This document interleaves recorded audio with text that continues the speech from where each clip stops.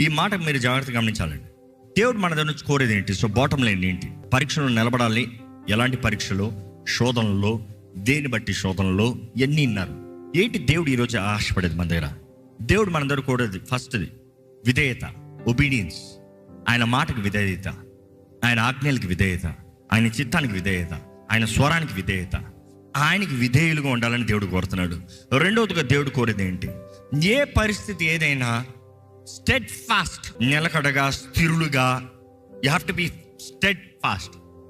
దేని గాలి రానే, తుఫాన్ రానే, ఏదామనే ఆయన మీద నువ్వు కట్టబడిన వ్యక్తి అయితే ధైర్యంగా నిలబడతావు, స్థిరులుగా నిలబడతావు, నిలకడగా నిలబడతావు. యువర్ బోల్డ్.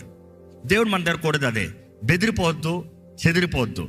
మూడోదిగా ఏంటంటే దేవుడు మన దగ్గర నుంచి కోరేది, వాటి నుండి ఇక్కడ చూస్తే మనం గమనిస్తాం, ఏదేమైనా కూడా దేవుని మీద ఆధారపడు.